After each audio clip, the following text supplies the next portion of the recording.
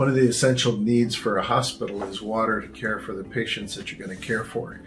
When we'd begun building, we could draw the water from the stream and begin to build the bricks and erect the buildings with that. But after a period of time, the first little well that we put down was bringing up mud in the dry season, and it wasn't going to be able to serve the hospital to function and care for patients. So in 2010, I was receiving calls from Africa saying we need to drill a well, and we got a European engineer to come and look for a well, and they drilled 2 tries of a well and didn't come up with water. This was a French and German company, and it didn't work. And I was sitting here on our couch praying. Sometimes God gives me white nights when He won't let me sleep, and He gives me thoughts that advance His work. And on that white night, God was saying to me, I've already shown you where the water is. In reflection, what had happened when we bought the land, there were about 12 big, beautiful, majestic trees. And I said, please don't cut any of those down. We want those to be on the property. And a peasant, not knowing that I'd given that order, had taken the bark off of 80% of one of the trees, hoping to fell it before the property was transitioned to these Westerners like ourselves.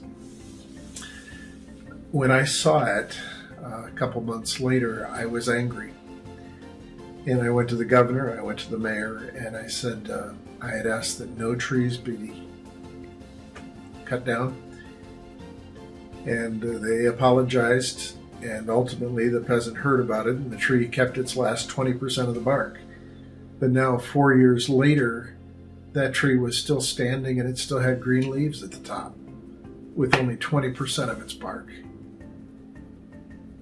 And I called Etienne from here and said, Etienne, if you put a well down 10 meters from the base of that tree, God will give us water.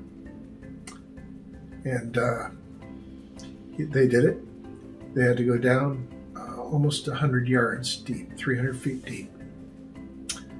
But when they finished and they took off the drilling machine, water spewed out of the top of that well on its own. It was an artesian well, and it's still spewing to this day. We put a cap on it just to keep the water down there. We put a pump on it to drill it up to the water tower, to send it up to the water tower to serve the patients.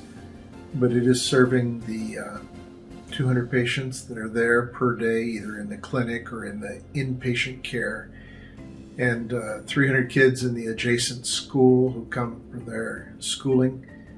And the community came across the street, and they were taking from our well as well.